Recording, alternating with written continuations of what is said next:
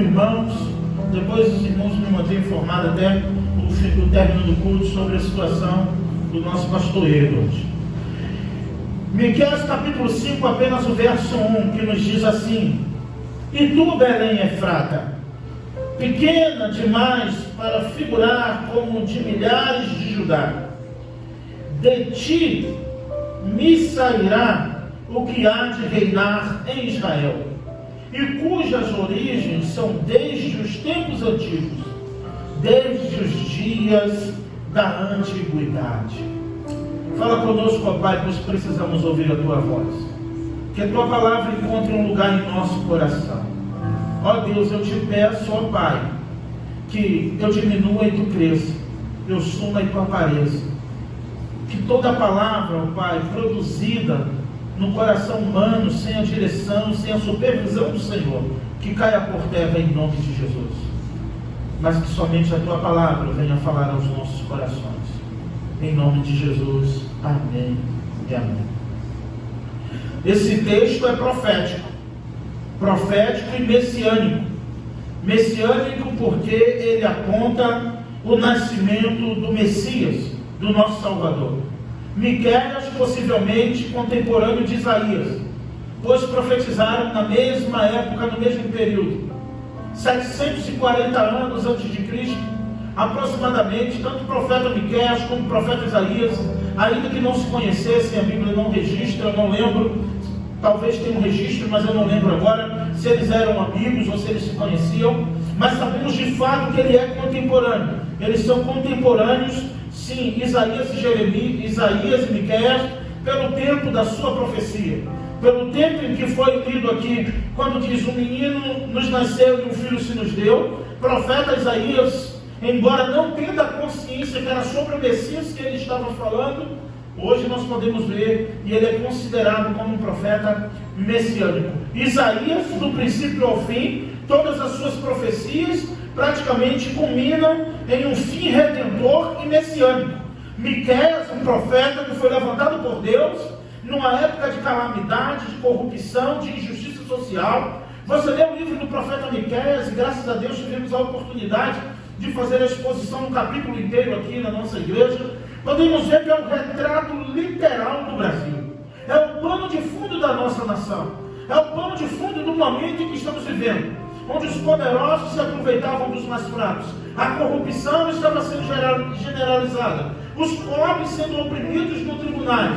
Os governadores, os líderes, usurpando o direito do povo. Vimos claramente no livro do profeta Isaías o direito do povo sendo violado e Deus se apresentando como justo juiz, apresentando Jesus como a solução para a nação, o rei que reinaria eternamente e para sempre em Israel. Eu já falei isso no mês de dezembro do ano passado. O problema do Natal e do nascimento de Jesus é que muitos vêm à igreja com a perspectiva de um Jesus menino, um menino lindo do Gabriel que estava no colo dele com a sua esposa, e podemos ver claramente, temos essa visão do menino Jesus, esse menino que daqui a 3 meses, outra coisa que eu sempre repito do Natal, estamos nos alegrando pelo seu nascimento. Daqui a 3 meses, 4 meses, estaremos cantando a sua morte no mês da Páscoa, que 33 anos depois ele morreu pelos meus e pelos seus pecados. Precisamos revisitar o significado do Natal. Precisamos revisitar o significado do nascimento de Jesus. Qual foi o propósito do seu nascimento? Pois bem, todos sabem disso, mas eu vou repetir. Jesus veio e nasceu com um propósito de morrer pelos nossos pecados. Gênesis 3,15 podemos ver o protótipo do Evangelho. Podemos ver claramente em Gênesis 3,15 o Senhor dando a sentença: e da semente da mulher nascerá um que esmagará a tua cabeça, e tu lhe ferirás o calcanhar. O propósito do nascimento de Jesus foi para pisar na cabeça de Satanás, para esmagar a antiga serpente que nos enganava, como diz no Apocalipse capítulo 12. Satanás, que desde o princípio feriu a humanidade com um golpe mortal, chamado pecado. E aí todos os pecados destituídos foram da glória de Deus. Pastor Vinícius, pregando aqui pela manhã, foi feliz quando disse: Jesus sempre foi o plano A, nunca foi o plano B. Jesus não veio porque Adão falhou. Jesus não veio porque Noé falhou. Jesus não veio porque Abraão falhou. Jesus não veio porque Moisés falhou. Jesus não veio porque Davi falhou. Jesus veio porque foi esse propósito desde a eternidade, de que Ele viria, nasceria e morreria pelos nossos pecados. Pois o homem foi criado com o único propósito do louvor e da glória de Deus. E qualquer coisa fora disso, na perspectiva humana, está fora do propósito de Deus. Por isso que Jesus diz em Mateus 6, 35 diante: busquem primeiro o reino dos céus, e as demais coisas vos serão acrescentadas, que o vosso Pai Celestial sabe muito bem o que vocês precisam. Olhem para as aves dos céus, que não plantam nem cercam, e mesmo assim o Senhor as alimenta. Quanto mais vós, vocês valem mais do que os pássaros, homens de pouca fé. São com essas coisas que os gentios, ou seja, aqueles que não têm fé, aqueles que não creem em mim, se preocupam. E as nossas músicas, as nossas canções, as nossas liturgias, eu digo isso de modo geral, tá, irmãos? De modo geral mesmo, é recheada de respostas às necessidades humanas. É recheada de respostas à cura, de respostas aos milagres, de respostas às necessidades. Mas na verdade estamos fazendo um caminho contrário do propósito para o qual o Senhor nos chamou e do propósito para o qual Jesus nasceu na cruz. Ele nasceu na cruz, ele nasceu na manjedoura e morreu na cruz para ser adorado por nós.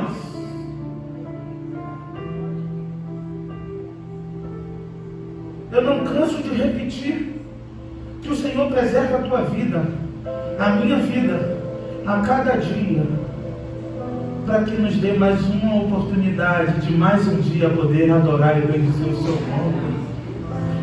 As demais coisas Deus cuida. Eu me preocupo.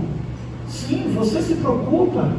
Não estou dizendo que não, mas devemos, quando as preocupações, as aflições da vida, que essa é a semente que caiu entre espinhos, que recebe a palavra com alegria, mas as preocupações, as aflições da vida, que são reais, que são verdadeiras, que estão aí para nos moer, nos triturar, nos colocar numa centrífuga dia após dia,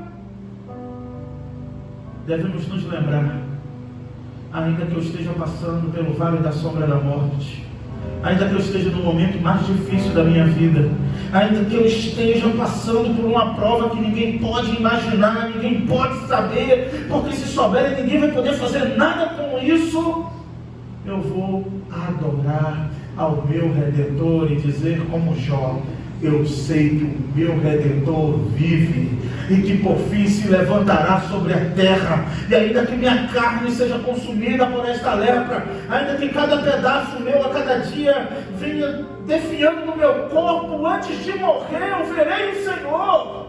E Jó, com lepra, fétido, abandonado por esposa, por amigos, de luto por 10 filhos, pobre, humilhado, ultrajado, ele disse só uma coisa: um dia eu verei o meu Deus, o meu Redentor está vivo. Antes de fechar os olhos nesta terra, antes de morrer com essa lepra, eu quero ver o Senhor.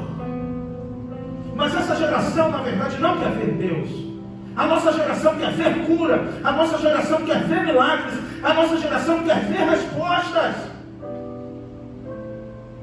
Mas se você conseguir ver Jesus pelos olhos da fé, nele está o sim e o amém, tanto o querer quanto o efetuar. Você tem noção que ele é o sim e o amém para todas as situações da sua vida? O propósito do nascimento de Jesus em Belém Efrata, citado em Gênesis 35, em Gênesis 47, falando de Efrata, onde Raquel teve o seu primeiro filho, e dizendo: tu de maneira alguma é a menor dentre as capitais de Israel. Belém, a cidadezinha pequena, dentre todas as cidadezinhas de Jerusalém, tu pode ser pequena, mas de ti nascerá o Salvador que reinará eternamente. E onde ele nasceu? Ele nasceu numa manjedoura, na estrebaria, porque não tinha lugar para ele na estalagem, para os seus pais. E ali nasceu o Salvador do mundo. Ali nasceu o Rei da eternidade e o Príncipe da paz. Eu te faço uma pergunta reflexiva nesta hora. Eu faço essa pergunta para você, para que você encontre resposta em si mesmo. Por que você canta o Natal? Por que você canta o nascimento de Jesus? Porque é bonito?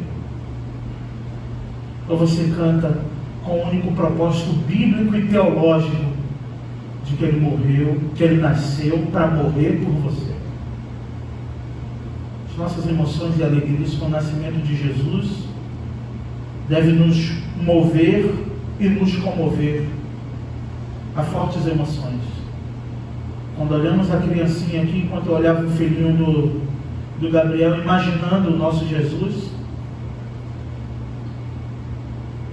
é como um pai poder imaginar que o seu filho aos 33 anos vai ter que morrer por uma raça de gente ruim, miserável, insatisfeitos, cheio de queixumes, que reclama de tudo. E o pai, já sabendo que daria o seu melhor, o unigênito do Pai, primogênito e único filho.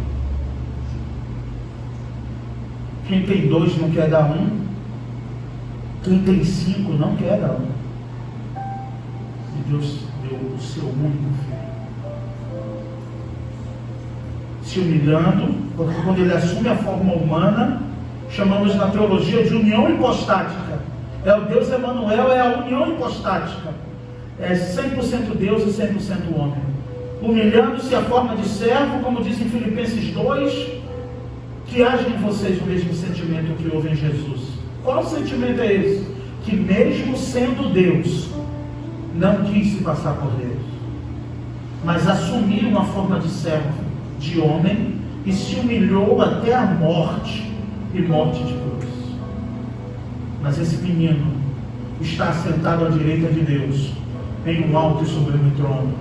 Esse menino cresceu, filho de José o carpinteiro, aos seus 33 anos e meio, morreu na cruz por mim e por você. E Deus lhe deu um nome que é sobre todo nome, no qual no nome de Jesus se dobrará todos os joelhos, no céu, na terra e debaixo da terra, e toda língua confessará que Jesus Cristo é o Senhor, para a glória de Deus. Portanto, eu não admito pregar sobre um menino nesta noite. Eu prego sobre o Rei da Glória, o Rei, porque Ele vive, porque essa profecia já se cumpriu. Há 740 anos atrás, Miqueias profetiza. Há milhares e milhares de anos atrás, na queda, Deus já providenciou, pois Apocalipse vai dizer que o Cordeiro já havia sido imolado desde a fundação dos séculos. Ou seja, meus irmãos, antes do mundo ser criado, antes do Bereshit bara Elohim, antes de Deus dizer no princípio criou Deus os céus e a terra, na eternidade, Cristo já havia morrido pelos nossos pecados, diz Apocalipse. O Cordeiro já havia sido degolado desde a fundação dos séculos, porque Deus não é um Deus de improviso. Cantamos, Deus proverá, e eu creio. Nos momentos mais difíceis da minha vida, eu penso, Deus proverá. Como Abraão disse para Isaac, acredito que com o coração apertado, sem saber muito bem o que estava dizendo, porque Deus não havia lhe dado nenhuma introdução sobre o que ele faria lá. Mas ele diz, Deus proverá, meu filho, para si um cordeiro. E no momento certo, Deus providencia o cordeiro.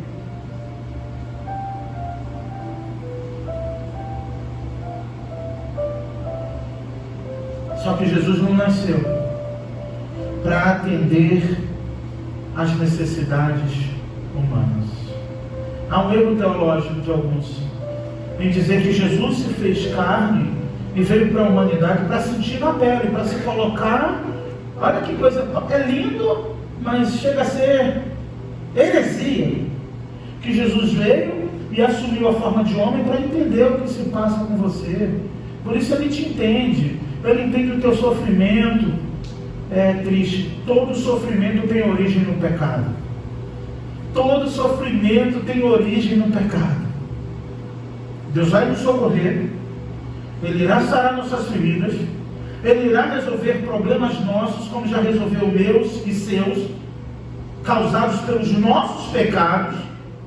Mas a verdade é que no sofrimento ninguém é coitadinho, pois todos trazem a natureza adâmica, o pecado, que a Bíblia chama de carne, e que muitos pensam que é carne e osso.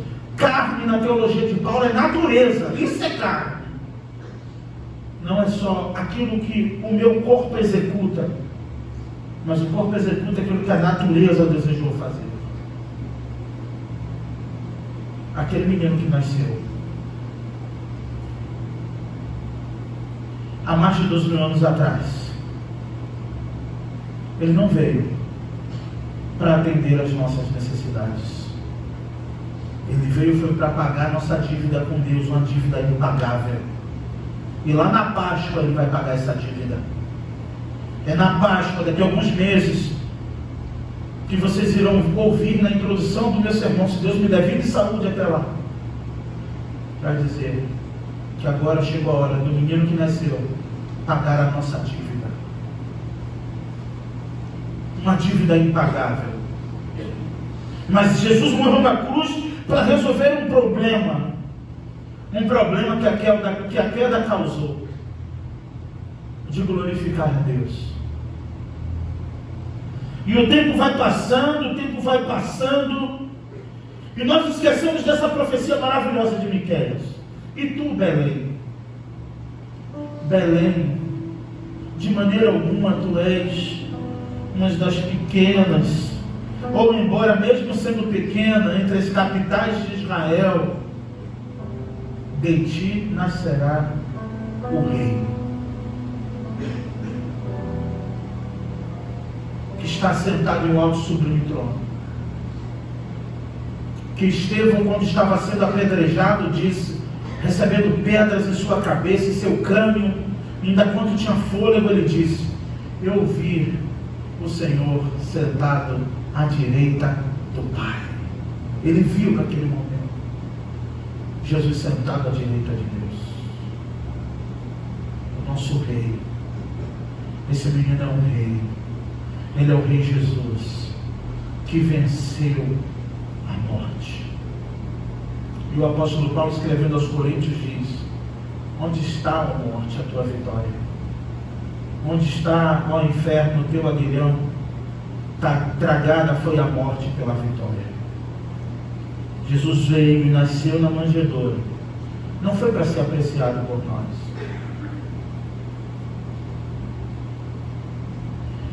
Jesus veio e nasceu na cruz, e nasceu na manjedoura. Não foi para resolver os nossos problemas. Porque eu vou dizer para vocês, talvez você não concorde comigo, que você pode ser mais santo que eu um pouquinho. Quantos problemas o Senhor já resolveu na sua vida? Quantas respostas o Senhor já te deu? Várias, não é? Quantos livramentos? Ah, se abriu uma noite de testemunho aqui. E quantas vezes você foi grato? Quantas vezes, o que você fez com tudo isso que Deus fez? Talvez você nem aproveitou essa oportunidade.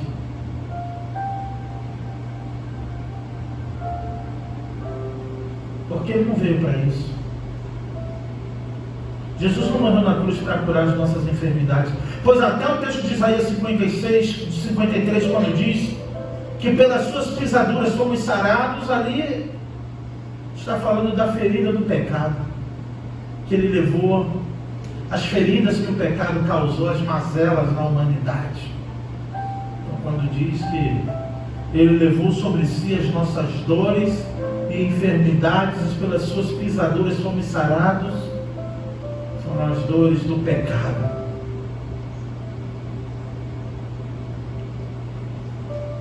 É cristocêntrico.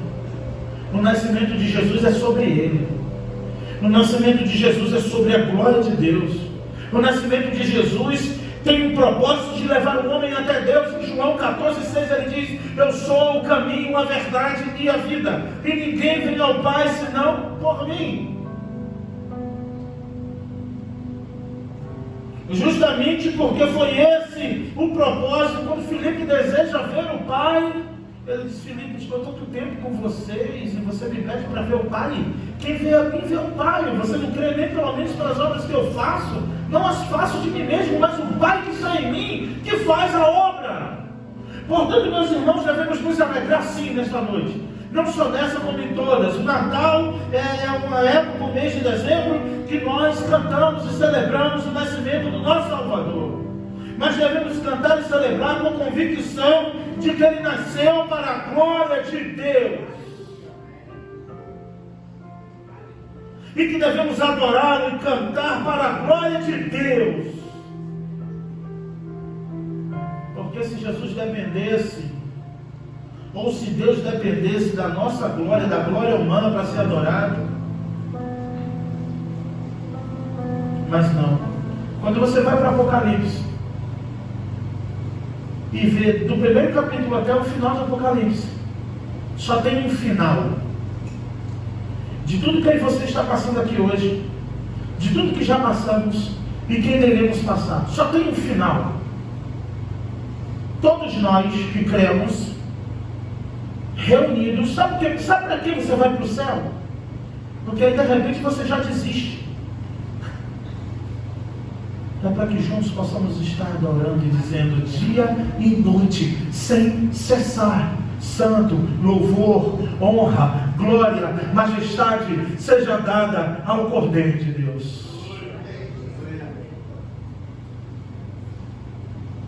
Essa é a finalidade da nossa existência aqui. Daqueles que creem, daqueles que suportarão a grande tribulação, daqueles que perseverarem até o fim. Não é por uma casa própria, não é por um bom emprego. Isso o trabalho te dá, os estudos também te dão. É só estudar, se esforçar, que Deus também abençoa, Deus honra. Mas o propósito final, meu e seu, é de chegarmos na glória e dia e noite cantarmos sem cessar. Louvor, glória, honra e majestade seja dada ao Cordeiro de Deus. Portanto, o nascimento de Jesus é um ensaio. A igreja se reúne para adorar a Deus. A finalidade da igreja é adorar e bendizer ao Senhor. E na teologia bíblica da missão, podemos observar claramente isso, que a missão só existe por conta do pecado. Porque o homem foi criado para adorar a Deus. Só que quando ele cai, agora ele adora ele mesmo. Ele deseja ser igual a Deus. Ele fica ansioso só porque Deus não contou a ele como vai ser o amanhã. Aí me diga se isso não é um sentimento de ser igual a Deus. Eu não tenho ansiedade não, viu? Só vocês, tá bom? Faz de conta que eu não tenho. Mas é por isso que ficamos aflitos. É por isso que ficamos angustiados. Só porque Deus não nos contou o dia de amanhã. Mas Jesus já sabia. Percebe a divindade de Cristo? Maria, na festa em Caná da Galileia, acabou o vinho. Calma, mulher. O que tenho eu contigo? Calma, ainda não é chegada a minha hora. Algum momento, Senhor, calma. Porque Ele era Deus. Ele não podia ficar ansioso e aflito porque Ele era Deus. E Ele sabia. Sabia tanto como seria a sua morte, que no Getsemane ele, pastor, mas não é o nascimento de Jesus, é para te lembrar da dor, é para te lembrar do motivo pelo qual ele nasceu, bonitinho, na manjedoura. É lembrando o fim, que você como pai e mãe, se você soubesse como seria o fim do teu filho, Deus é tão misericordioso que não deixa a gente saber.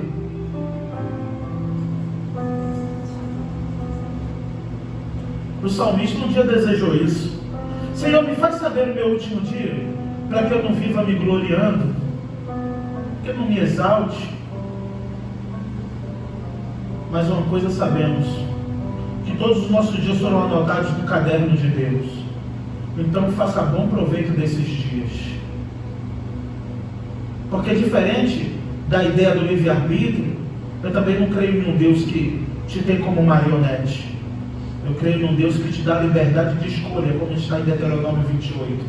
Coloco diante de ti o caminho da vida, e no caminho da vida tem isso, tem isso, tem isso. Coloco diante de ti o caminho da morte, está em Deuteronômio. Está isso, isso, isso. Escolhe, pois, o da vida e viverei. Se escolheu da morte, morrereis. Não é jogar praga, não. Se está no caminho de morte, o final é morte. Ah, vira essa boca para lá, pastor. Não, não viro, não. Viro para frente. Se você está no caminho de morte, venha para o caminho de vida para viver eternamente. Porque foi para isso que esse menino nasceu.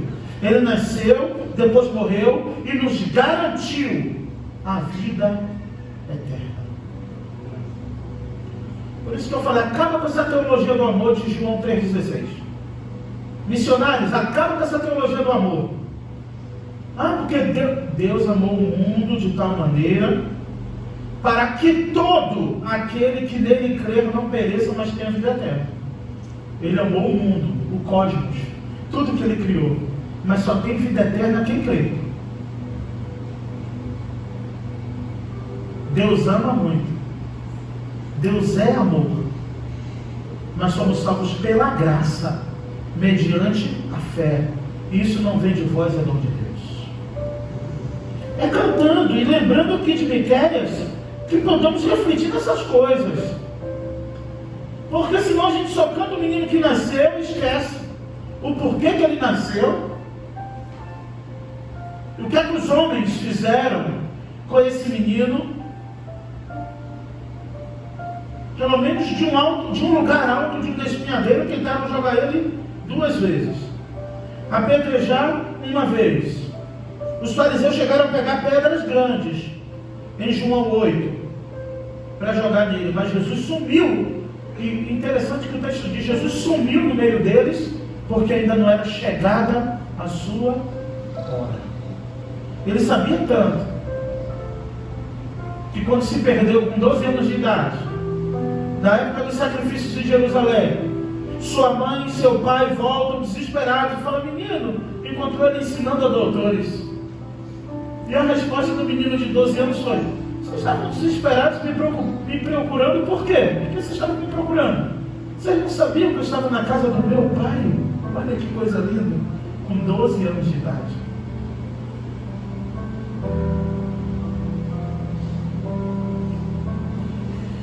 Belém foi a cidade protagonista.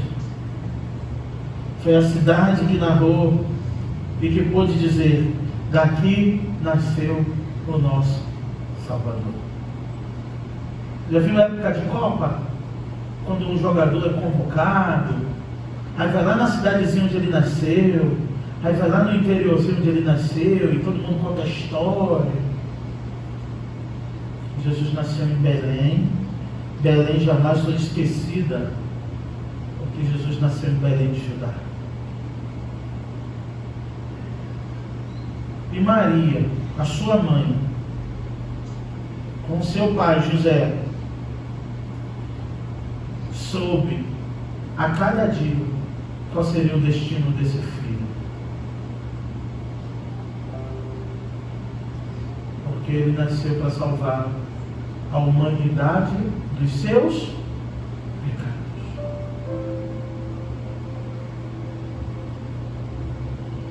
pecados.